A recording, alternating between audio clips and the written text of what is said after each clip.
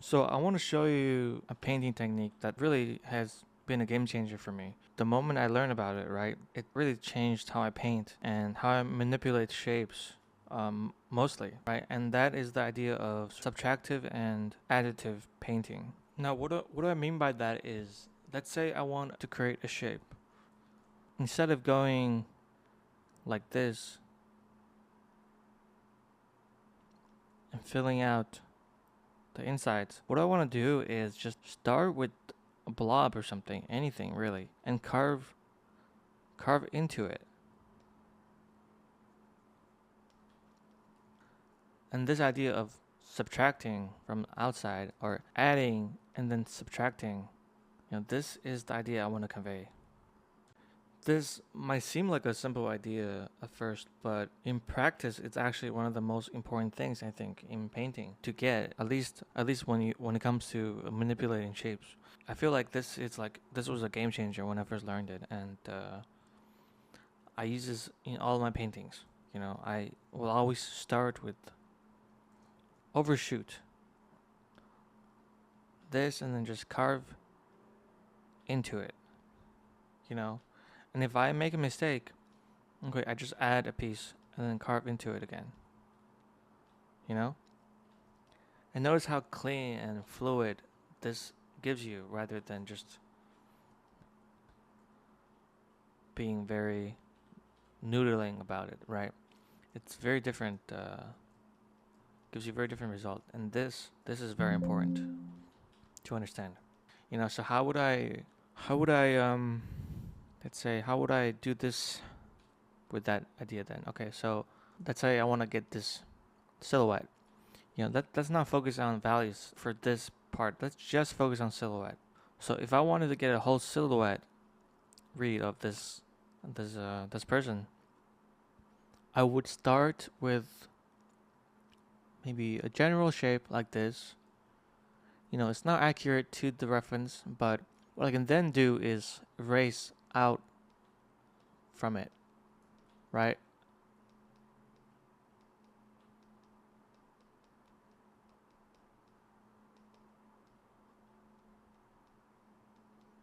So I'm adding and then I'm erasing, almost like you're cutting paper, or like if you think of this as like form, you might think of this as sculpting essentially.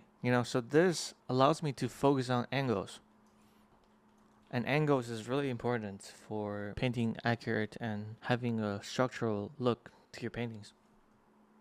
When I'm putting down a shape like this, and it can be ambiguous at first, but then when I'm it's time for me to carve the angles, I want to be very precise about what angle that is it this angle, is it this angle, or is it this angle?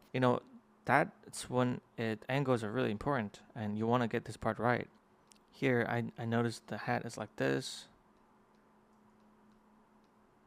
and when I'm making these cutouts, when I'm erasing or carving away from the shape, I want to really make a long stroke. Like I want to make a long movement with my arm. So I don't want to be shy about it, but I want to be bold about this angle, right? I want to carve out very decisively, and notice how these are just becomes different angles. This one, like let's say this and this. Maybe many people would just think this is one angle, but no, this is actually two angles, sort of very subtle angle change. So we also want to be keen, observant with the angle changes. Very keenly observe the angle changes in your references and try to put them down as accurate as you can. At least when you're studying something, this is what gives you accuracy.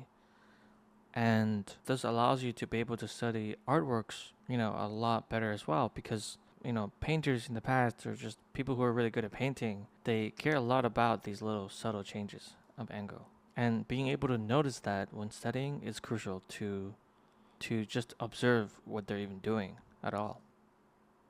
this hand.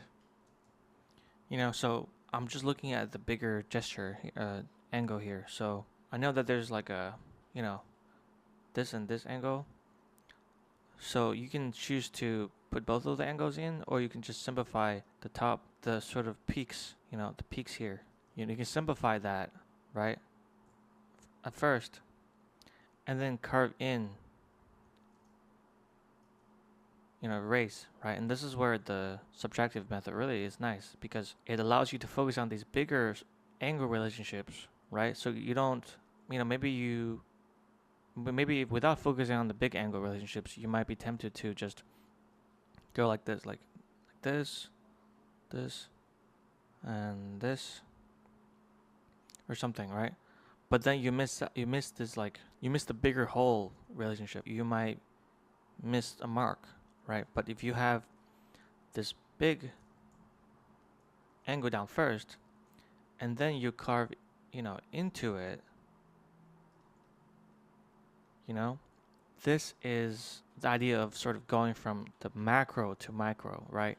So you're going from the big angles, to small angles. If I'm painting like a face or something, the head might have this angle to it. Let's say this is a profile face.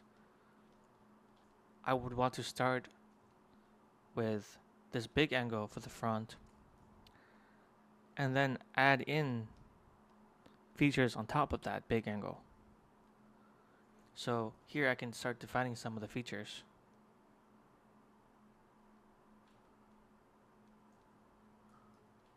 Right? But I started off with that big angle first. And now, even when I add these features in, all these angles sort of conform to the bigger angle I've set out in the beginning.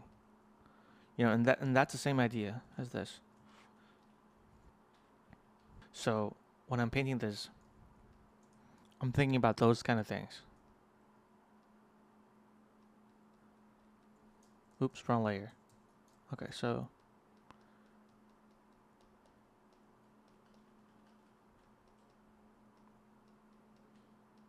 notice how I just put on a shape boldly, and it's okay if this negative shape over here is not accurate just yet, because I want to then carve into it.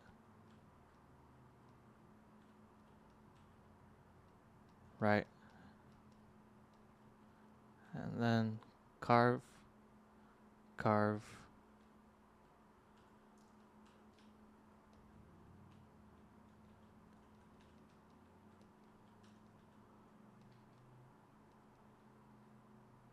And for this shape, I might actually just take out this whole thing,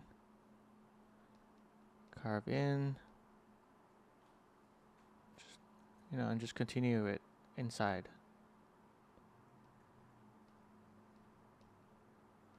So this is how I paint, really. This is really how I paint. Shape carving.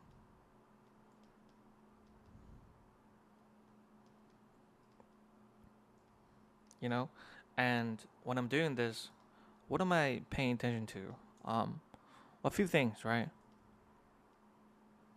One is this, angle change.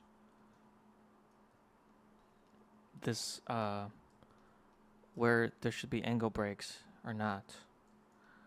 Another is actually the negative shape. So in this image, we have, the positive shape, and then we also have the negative shape. This is the negative shape. This as well. Right? So these are negative shapes.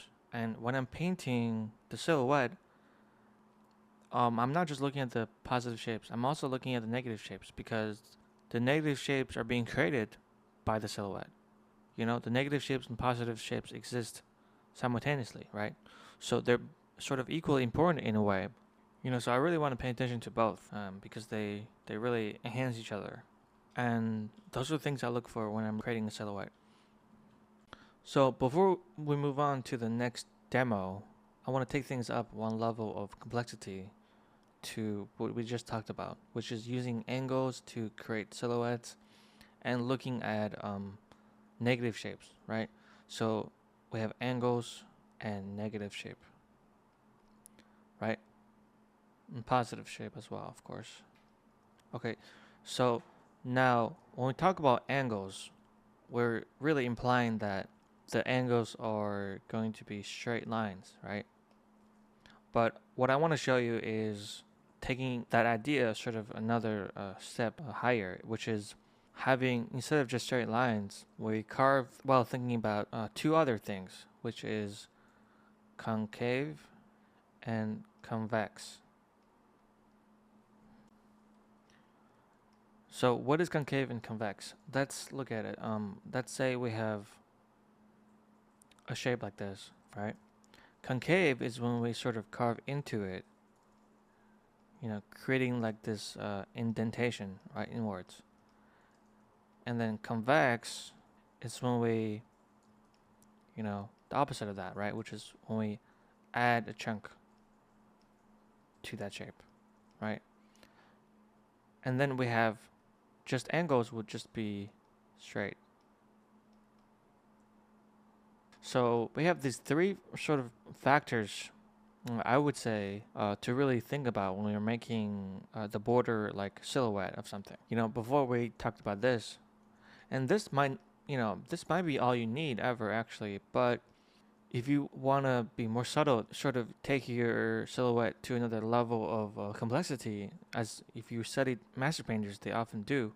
Maybe like they won't just use only straights, right? There's concave and convex as tools that you can also employ. So, but the interesting about these two other ideas is that when I often see people's paintings or drawings, whether it be with, lines or shapes, people understand the idea of angles, but not a lot of people realize that, or it's perhaps more intentional about these two other factors. And the most overlooked one, I think, the most underrated one, it's actually concave. I see people when they're drawing figures, they love this bumpy sort of convex forms, right?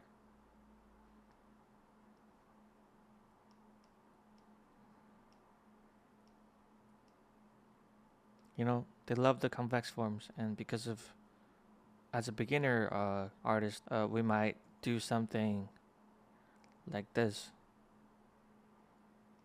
for the muscles, right? You know, looks like a bunch of bubbles, right? So we love these convex form. We love these bubble kind of forms, and our brain is almost like wired to do this for some reason. But we sort of miss out the concave quality of a lot of these silhouettes. If we were to like do this, carving out, and then we have a straight here, straight, maybe like this, straight. But you see how this, just by doing that, this looks a lot more dynamic in combination of straight and concave, right? So I implore you to pay attention to concave qualities of when it comes to making silhouette or drawing in general. Actually, instead of making this like just two bubbles, right? You can make this convex, straight, and straight and convex, or you can also just make this concave and then straight. So it's like there's different ways to approach it, right? Don't sleep on concave silhouette angles. When I'm painting, when I'm carving out a shape, I'm constantly using the combination of these three to make my silhouette feel natural and dynamic. So if I have a head here, See, I just made a concave shape like this intuitively without even thinking about it because I'm so used to doing it. You know, we have this, and then if I just make one concave shape right this, like this, notice how this nose is just a concave shape, angle inside this bigger shape. Same with this neck area. So when you do, you know, when you use these three together, they can really give you a more naturalistic feel.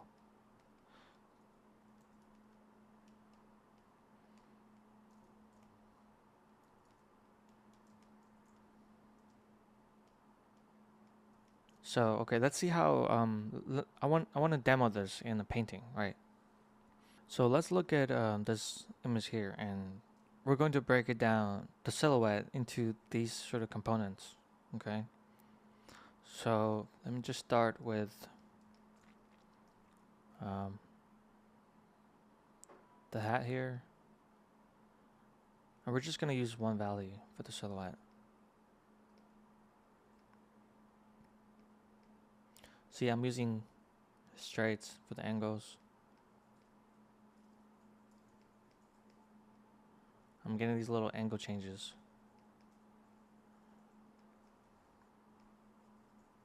I'm putting down like a general shape, right? So I'm paying attention to this overall large angle right here.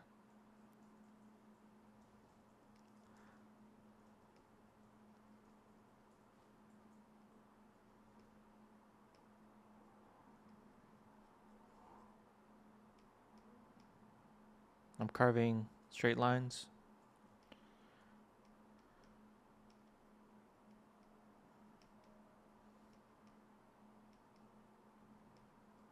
I'm just focusing on the 2D aspect of this. So looking at the shape.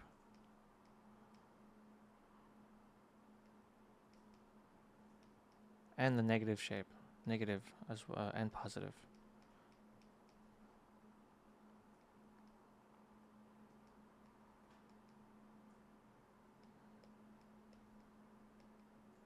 So here we have a little negative shape in the shirt. You know, like right here. Now notice if I just put that negative shape in the correct like position, that already implies so much just by doing that.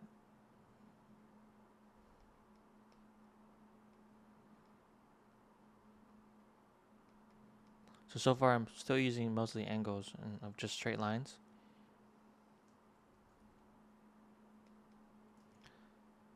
Now here I have a little sort of a bump here, like a convex form happening here as well with the hat, right?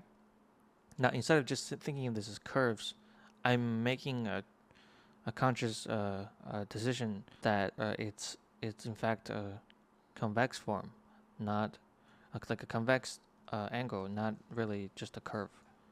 You know, I'm sort of categorizing them into these three different sections, right? So now that we have the big angles, you know, it's not perfect or anything, but I'm going to now add more complexity on top of this. So I'm looking at the reference here. There is this clear concave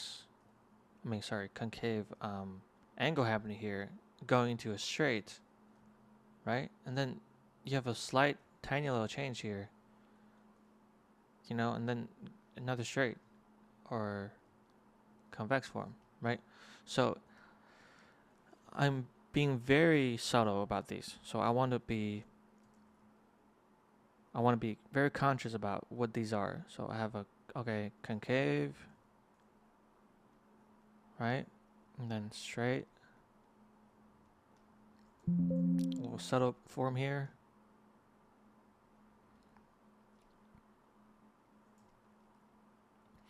You see how subtle that is?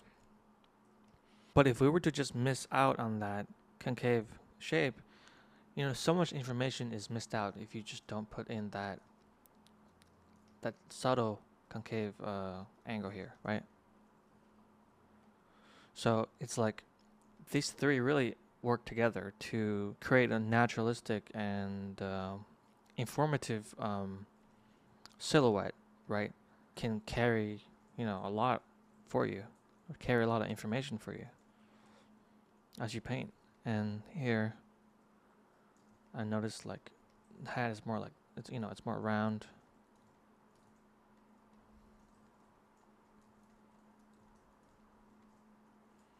As I am browning this hat out, I'm making sure to pay attention to the negative shape once again, right?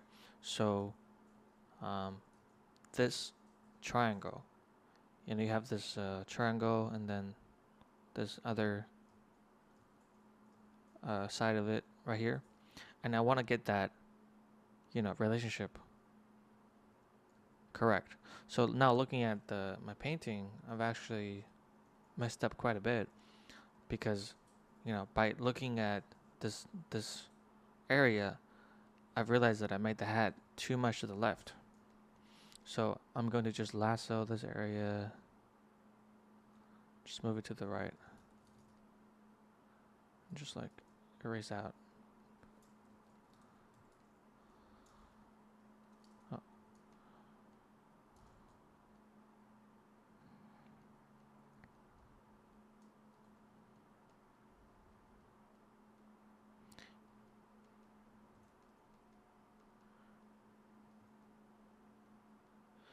Something like this. And now, if had I looked at the big angles better early on, I would have avoided that mistake, right? So if I had sort of looked at, this uh, angle to this angle, this big relationship, I wouldn't have made the hat too far to the left earlier, right? This is why looking at big angles is very important when you're blocking out a shape, because if you don't, you will have these little, displacements without even realizing it.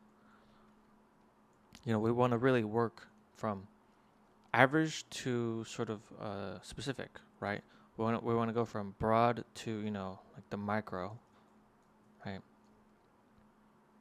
And you might have heard this from other painting videos or something, but yeah, it's just macro to micro and big to small. That's how I want to think about this as well.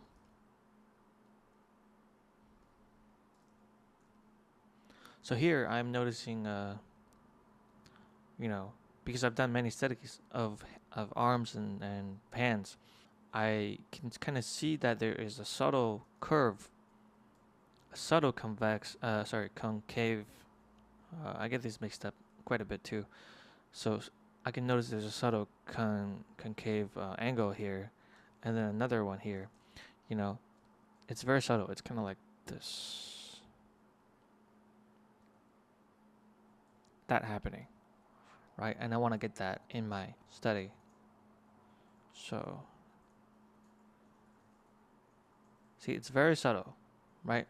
But then we have this sleeve wrapping around it, right? So we have like a little, protruding shape out of that overall concave angle. So let's get this, and then we add a little shape sticking out, like so.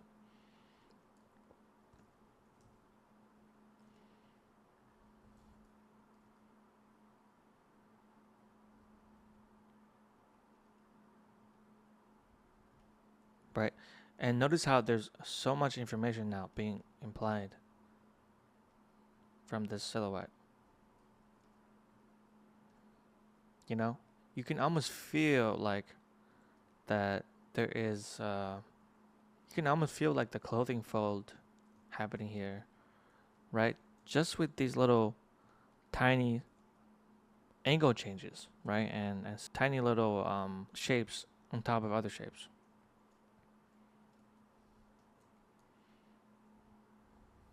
So this is the higher level of complexity, and if you can actually master this, your painting will just like improve by so much, because this is the thing most people miss when they paint something is they simplify things, which is good, which is really good, but there's a way to do it with, that without compromising information or appeal, and by doing it this way, you are simplifying, yet you are also adding complexity that doesn't destroy the simplification, right? As long as the angle changes, the small little angle changes are sitting on bigger a bigger angle, right? You have a bigger angle, then you have small angles that adhere to that bigger angle, and when you have these subtle changes adhering to the big changes, then you do not destroy that simplification and that simple silhouette appeal. And that's really the secret to making these silhouettes and shapes read so nicely. And again, like, if I had to say one thing is that, yeah, look for more concave angles, because people sort of sleep on that part of the factor, right? People know a lot about this. They intuitively do this, but they sort of, for some reason, do not pay enough attention to this. And if you just paid more attention to this, then your drawings and paintings should just improve by a lot. I know this sounds simple, but it's really just about having a more keenly observation to these things, right? And that's really what art is. Art is very much about the subtlety and observation of things, and yeah, art is very subtle, and these are subtle things to look for.